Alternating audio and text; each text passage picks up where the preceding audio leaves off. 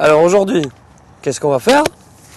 Après que vous ayez bien travaillé votre geste de chipping, on va voir plusieurs petites sensations et plusieurs choix. Le choix est très important au golf, parce que si on n'a pas choisi le coup, on ne peut pas bien le réussir. Et oui, puisqu'on n'a pas choisi. Voilà, donc ce chip, il y a environ 2 mètres d'avant green, et une dizaine de mètres de green jusqu'au drapeau. J'ai 3 clubs. J'ai un sandwich, un fer 9 et un fer 7. Donc je vais faire évoluer ce chip avec le même geste, je vais faire juste évoluer les clubs. Alors pourquoi? Parce que c'est physique. On sait maîtriser la roule d'une balle beaucoup plus facilement que le vol. Je vous réexplique. C'est plus votre balle va tomber près de vous, plus elle sera maîtrisable. Donc faire rouler une balle, c'est plus facile que la faire voler. Donc face à vous, vous avez 3 choix. Un vol, juste pour vous montrer vraiment que ce sera sûrement la balle la moins bonne. La balle qui va voler. Et la balle qui va rouler tout de suite. Alors, je matérialise ça comment? Le fer 7, venez avec moi monsieur le caméraman.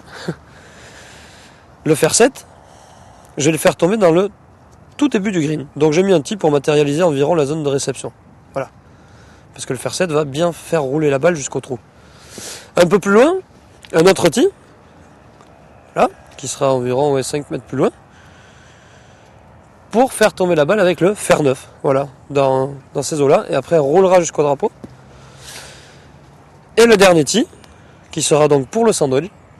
Donc, qui, comme vous voyez, se trouve bien plus près du drapeau que le fer 7. Allez, on y va. Je prends mon fer 7, je vise la première zone, qui se situe là, juste à côté du tee. Et un petit rappel technique. Je mets ma balle un petit peu à droite dans le stance, j'avance mes mains, le poids à gauche, et allez feu, un mouvement de bascule. Tchac, on vise la première zone, et on la laisse faire.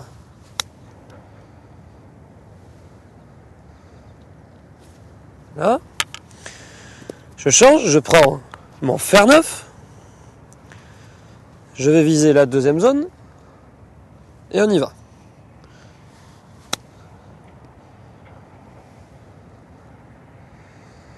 Voilà. Et comme je disais, toujours avec le même geste, je prends mon sandwich et je vise la troisième zone.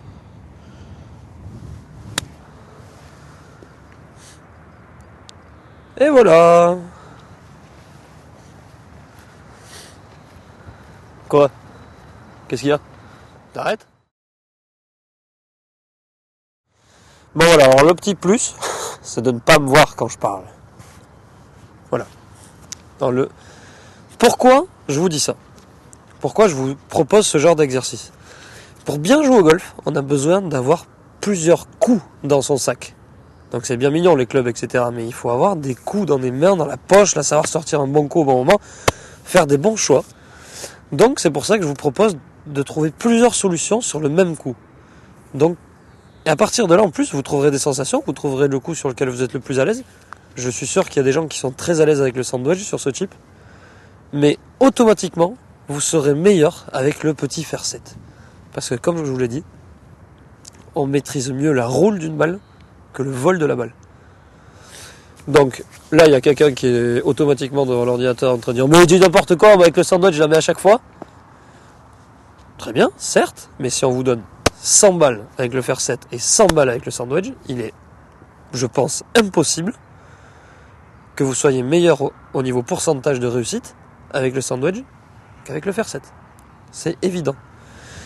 Sur ce genre de chip, parce que c'est sûr que si je vous mets dans le bunker avec le fer 7, ça va être compliqué. Ça va être un petit peu plus dur. Donc voilà. Donc, n'hésitez pas à vous mettre dans une situation avec plusieurs clubs. Voilà. N'hésitez pas. The magic trick. Le magic trick. Here we go.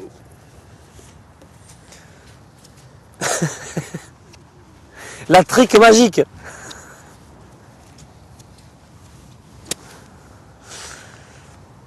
Sandwich, même chip, une autre solution. C'est ce que je vous disais tout à l'heure. Une autre solution, c'est ça.